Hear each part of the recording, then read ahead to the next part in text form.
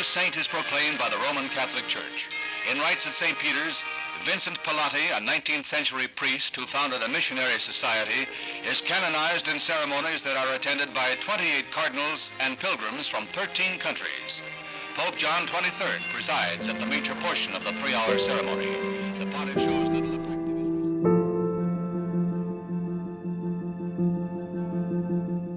But I saw nothing extraordinary in all of this, nothing to distinguish his life from that of other men, except that the total sum of his virtues formed an uninterrupted whole. For 4 years, Father Paul de Geslin accompanied St. Vincent Pallotti throughout the streets of Rome as he carried out his ministry.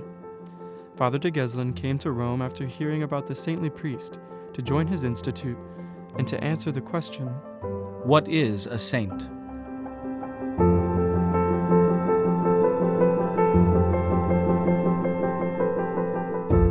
A frequent letter writer, Father de Geslin normally burned his letters after reading them. In this specific instance, Father Pallotti noticed and yelled out for him to stop.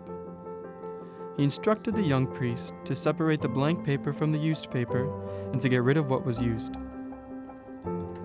The two left their residence to make a visit to the nearby hospital.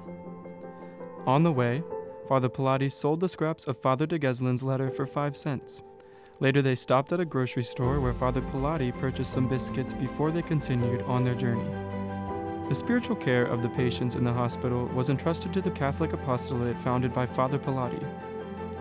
Many times, the men the priests were tending to wanted nothing to do with them. Father Pallotti was always called in when no one else could make the situation better. On that day, there was a particularly difficult patient who was close to death. When Father Pallotti arrived, he gathered the priests to go and pray. Expecting a miracle from the hands of Father Pallotti, Father de Geslin readied himself. Father Pallotti laid back, glancing periodically at the patient. When the man closed his eyes, Father Pallotti slipped to his bedside. When he opened his eyes, a look of anger overtook him, and he went into a rage. The man tried to shout, but Father Pallotti stuck his hand into his pocket and took one of the biscuits he had bought earlier and put it into the man's mouth. As Father Pallotti pled for the man's soul, the patient finished his biscuit and again began to curse, so Father Pallotti stuffed another biscuit into his mouth. Continuing, he exorcised the man and prayed. Eventually, the man's anger and rage broke, and he began to repent. As he finished his contrition, the man drew his final breath and died. Father Pallotti looked to Father de Geslin and said, There goes a soul who never expected to enter purgatory this morning. Now you see the importance of even little scraps of paper. This act was nothing extraordinary, but instead was the work of a virtuous man. Father de Geslin did not expect this. Rather, he expected the earth to tremble and buildings to shake.